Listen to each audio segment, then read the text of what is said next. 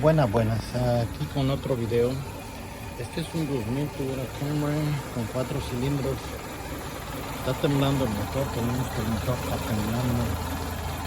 Parece que un cilindro no está trabajando, pero si queremos un diagnóstico concreto, vamos a checarlo. Checamos, aquí tenemos el escáner, vamos a leer el código. Vemos que no enseña código, está temblando el carrito, enseña de que no anda muy bien. Entonces vamos a provocarle el código. Aquí lo vamos a poner en cambio, en velocidad, asegurando que la breca esté puesta, y lo vamos a acelerar tantito. Okay. Como pueden ver, ya provocamos el código. Ahora, hoy sí, ya que nos arrojó un código, vamos a leerlo. Sí. Vamos a leerlo. Sí. El P0303 dice que el cilindro número 3 está fallando. Vamos a comprobarlo. Hay muchos factores por los cuales el cilindro puede fallar. El cilindro puede fallar por muchos factores. Pero vamos a comprobar cuál de los cilindros es el que está fallando. Normalmente cuando se quita uno de los cables, el vehículo tiene que hacer una falla. ¿Sí?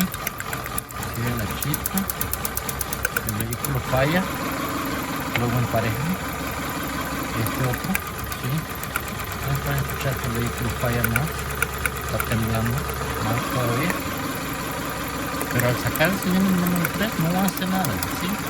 Sigue normal, corriendo normal. Sacamos el número 4, ¿sí? Empieza a fallar. No significa que el número 3 está fallando. ¿Okay? Vamos a sacar la bujía o vamos a checar los inductores, checar las bujías. Los cables están nuevos. Creo que la razón que pueda fallar para checar los cables. Pero tenemos aquí, como habíamos checado anteriormente, los códigos. Teníamos que el cilindro número 3 estaba fallando, pero lo que hicimos fue cambiar el inyector de la posición 3 al 1 para comprobar si era el inyector el malo. Y como pueden ver, tenemos el código del cilindro número 1 misfire, que significa de que sí, el inyector está malo. Con esto estamos confirmando de que el inyector era el del problema. Ahora, le vamos a mostrar algo. El inyector que se le cambió fue este número 1, que va en la posición acá. Como pueden ver, aquí tenemos el inyector. Sí, este fue el que se le puso, este era el que traía literalmente, y se le puso otro inyector, y pues ya el problema está corregido. Podemos observar de que el vehículo lo vamos a echar a andar ahorita.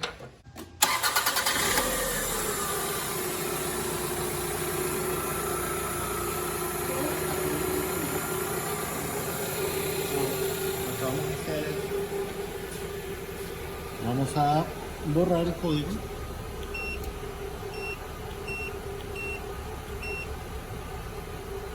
Lo vamos a borrar, y lo que vamos a hacer después es manejarlo para prepararlo para el smooth, porque ese era el detalle que estaba pasando con esto. Normalmente los inyectores se dañan cuando un carro lo deja estacionado por mucho tiempo, y la misma gasolina tapa los inyectores, porque los componentes químicos de la gasolina vienen a ser dañinos para un inyector.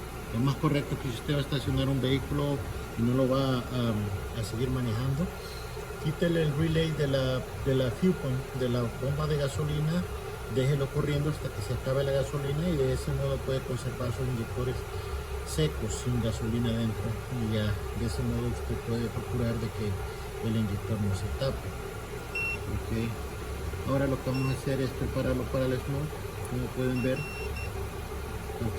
los monitores que tenemos que preparar es el catalítico, el EGR, la air pump, la OBR, el sensor de oxígeno, Y este pues no hay problema, porque con todos estos monitores que se preparen, ya tenemos el carro listo para eso.